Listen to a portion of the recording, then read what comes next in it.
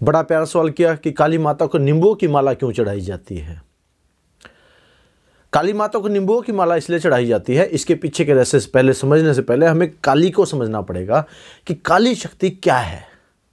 और इस शक्ति को समझने से पहले हमें थोड़ा सा पीछे चल के हमें समझना पड़ेगा काली तंत्र को।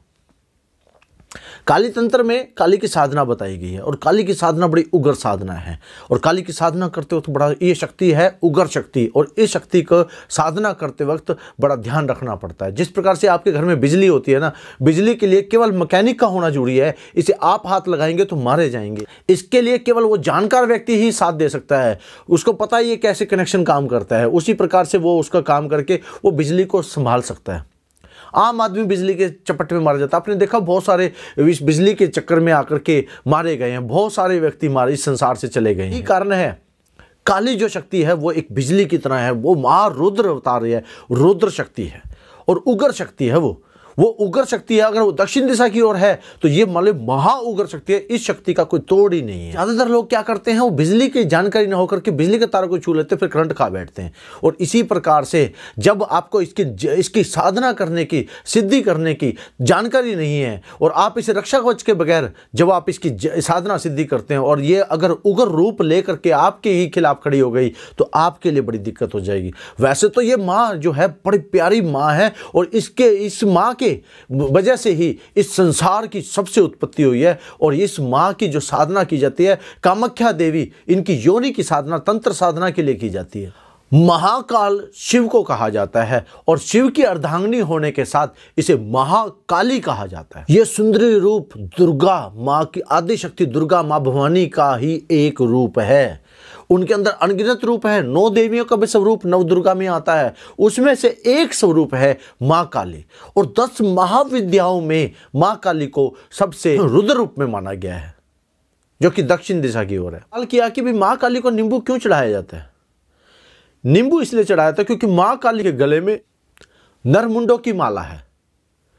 और अब नरमुंडो कहां से लाएंगे आप, और इसीलिए 21-50 दो है, 21 या 50, आप 21 की नींबुओं की माला लेकर के जिस वक्त आप उसे काले धागे के अंदर पिरो करके आप मां काली को भेंट चढ़ाते हैं तो नरमुंडों की माला के रूप में उसे भेंट स्वीकार किया जाता है। ये जो 21 मालाएं हैं मां काली की, जो 21 नींबुओं की मालाएं चढ़ाई जाती हैं, ये मंगलवार के दिन चढ़ाई जाती हैं। मां काली को आप गुड़ का भोग दें, बड़ा प्रसन्न होती है मां काली उनसे।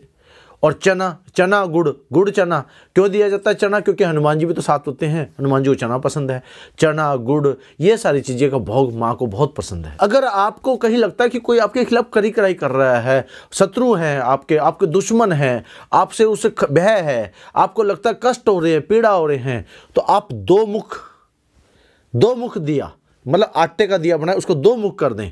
एक मुख माँ काली की ओर, एक मुख अपनी ओर। फिर प्रार्थना करें कि हे माँ, ये ऐसा ऐसा शत्रु मेरे खिलाफ चल रहा है, उसकी बुद्धि परिवर्तन करें। देखिएगा आप जब माँ को ये भोग देते हैं और नींबुओं की माला चढ़ाते हैं और जब ये दो मुही दिया जलाते हैं, एक अपनी तरफ और एक माँ की तरफ, तो कनेक्शन जुड़ जाता है और आप प्रार्थना करते हैं तो ये बात यहाँ के मन की बात वहाँ तक चली जाती है और माँ काली तक पहुँचती है। जब माँ के मन से जुड़ जाती है तो ये बात सीधी शत्रु तक पहुँच के बुद्धि परिवर्तन होती है, उसकी बुद्धि परिवर्तन होती है, उसे मैल खत्म हो जाता है और उसका मैल खत्म हो जाता है, वो नॉर्मल हो जाता है और आपके प्रति सोचने लग जाता है। अच्छा, माता काली का जो वार है वो शुक्रवार का वार है। इनकी जो तिथि है ना, इनकी तिथि अमावस्या में, अमावस्या के अंदर माँ काली का रुद्र रूप हो जाता है। वैसे तो अमावस्या पितरों का भी है, लेकिन रात्रि के समय में माँ काली का अमावस्या में की गई। आपने देखा होगा बहुत सारे तांत्रिक अमावस्या के इंतजार कर रहे होते हैं। तांत्रिक अमावस्या की, मारनसान, उच्चाटन जितना भी है, अमावस्या की रात में, क्योंकि चंद्रमा नहीं होता उस समय पे, शिवजी भगवान नहीं होते, चंद्रमा का जो वास होता है उस समय वो अंधकार होता है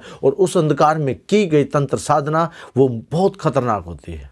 माँ काली के 4 बड़े भयानक रूप, दक्षिण काली, शमशान काली, मातृ काली, महाकाली, ये 4 रूप बड़े भयानक और रुद्र रूप हैं। कलयुग में 3 देवता जागृत हैं, तीनों देवता, और वो तीनों शक्तियां एक साथ चलती हैं। कलयुग में हनुमान जी जागृत हैं, मां काली का जागृत है और स्वयं भैरव जी जागृत है। ये तीनों देवता जागृत देवता हैं, तक कलयुग में जागृत अवस्था में रहते हैं। और अब देखिए मां काली के आगे चलते हैं हनुमान जी, पीछे चलते भैरव, बीच में माँ काली, तो तीनों जागृत शक्तियां एक साथ चलती हैं। और जब तीनों जागृत शक्तियां एक साथ चलती हैं, उन तीनों के बाद तीनों के मंत्र, तीनों की साधना आपको आनी चाहिए। इन तीनों की साधना अगर आपको आती है तो आप माँ काली की पूजा पाठ अच्छे ढंग से संभाल सकते हैं। माँ काली के दरबार में एक बार जो चला जाए उसका नाम पता सब दर्ज हो जाता है। जिस प्रकार एक बार बालाजी चला जाए, उसकी अर्जी स्वीकार हो जाए, उसका नाम पता दीवान सरकार नोट कर लेते हैं। इसी प्रकार से माँ काली के यहाँ दरबार में भी उनका नाम पता नोट हो जाता है, क्योंकि हनुमान जी स्वयं नोट करवा देते हैं। और आपको इस समय पे जब भी आप कभी 21 माला चढ़ाएं तो आपको बोलना चाहिए ओम जयंती मंगला काली भद्र काली कपालिनी दुर्गा क्षमा शिवदात्री स्वाहा स्वादा नमस्तते। इस तरीके से आपको माँ काली का जाप करना चाहिए। आशा करते हैं मेरे द्वारा बताई गई जानकारी आपके लिए बड़ी लाभदायक सिद्ध होगी। इस वीडियो को लाइक करें, शेयर करें, सब्सक्राइब करें। जय श्री राम भक्तों, जय श्री राम।